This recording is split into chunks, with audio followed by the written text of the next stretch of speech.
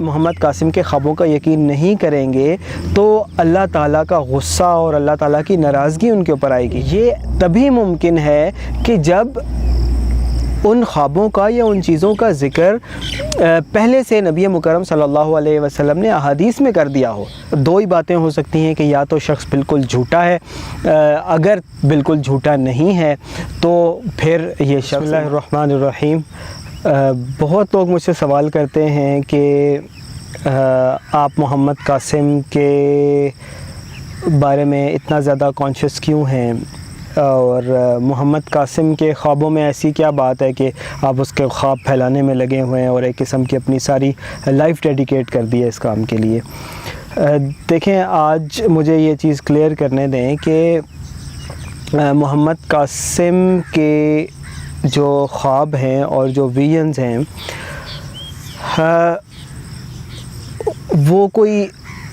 میرے لیے کوئی ذاتی انٹرسٹ اس میں نہیں ہے، بلکہ عام لوگوں کی طرح، آپ سب کی طرح جب میں نے وہ ویڈیوز یوٹیوب پہ دیکھی تو بڑی عجیب بات مجھے لگی کہ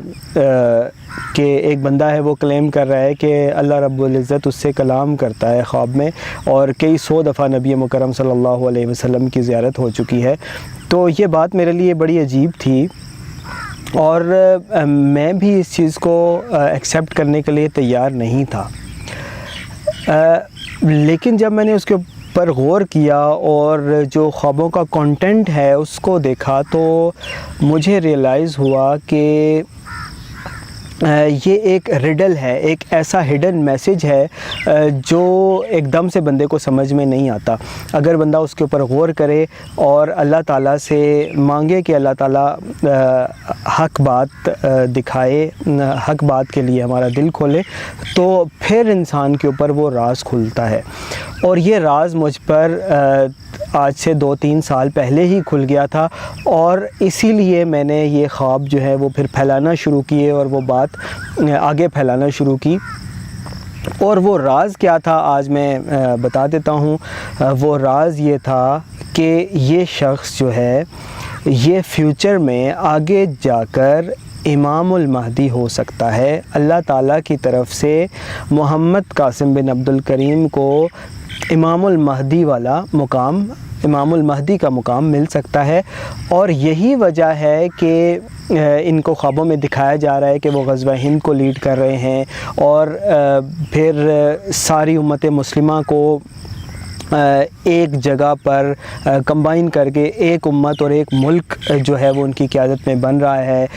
پھر یہ بھی دکھایا گیا کہ جب 6-7 سال کا امن ہو جاتا ہے اس کے بعد دجال ظاہر ہو جاتا ہے، اور سب سے پہلے جو شخص دجال کو کنفرنٹ کرتا ہے وہ بھی محمد قاسم ہی ہوتے ہیں، یعنی کہ امام المہدی دجال کا سب سے پہلے اس کو کنفرنٹ کرتے ہیں، اور مسلمانوں کے ساتھ مل کر جو ہے وہ دجال کے خلاف جنگ کرتے ہیں۔ پھر ان کے خوابوں میں ایک خواب میں یہ دکھایا گیا ہے کہ اگر جو عام لوگ ہیں وہ محمد قاسم کے خوابوں کا یقین نہیں کریں گے تو اللہ تعالیٰ کا غصہ اور اللہ تعالیٰ کی ناراضگی ان کے اوپر آئے گی۔ یہ کیسے ممکن ہے کہ کسی بھی شخص کے، ایک عام شخص کے خواب اتنے زیادہ اہم ہیں کہ عام لوگوں کے لیے ان کے اوپر یقین کرنا ایک اوبلیگیشن ہے، ایک ذمہ داری ہے۔ یہ تبھی ممکن ہے کہ جب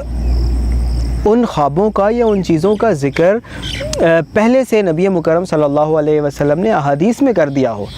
اور وہ ذکر آپ صلی اللہ علیہ وسلم نے امام المہدی کے فارم میں کیا ہے کہ صرف امام المہدی ہی ایسے لیڈر آئیں گے کہ جب وہ ظاہر ہوں گے تو چاہے تمہیں برف کے اوپر گھسٹ کر جانا پڑے، تمہیں ان سے ایلیجنس شو کرنی ہوگی، ان کے ساتھ شامل ہونا ہوگا۔ یہی وجہ ہے کہ محمد قاسم کے خوابوں میں اللہ تعالیٰ کی ناراضگی کا اظہار کیا گیا ہے کہ اگر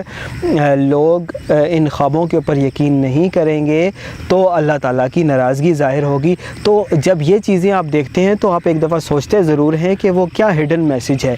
تو وہ ہڈن میسیج میرے آپ کے ہم سب کے لیے یہی ہے کہ محمد قاسم جو ہیں آگے جا کر امام المہدی ہو سکتے ہیں، اور یہ چیز کیسے آپ ریئلائز کریں گے، یہ چیز کیسے سمجھیں گے، کیسے مانیں گے؟ یہ تبھی ممکن ہے کہ جب آپ کا سینہ اللہ تعالیٰ حق کے لیے کھول دے اور آپ اس چیز کو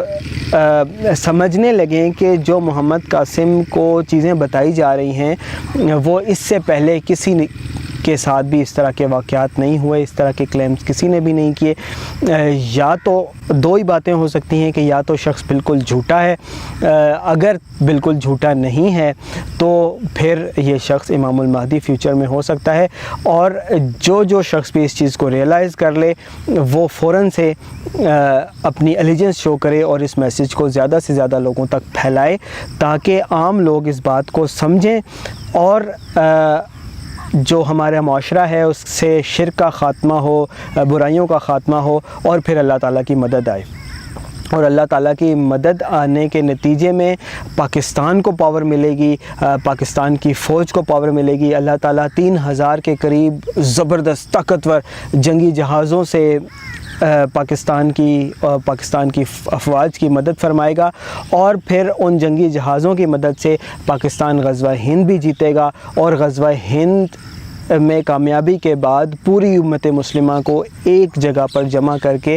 ایک ملک بنایا جائے گا اور پوری امت ایک پلیٹ فارم پر جمع ہو جائے گی۔ بہت شکریہ۔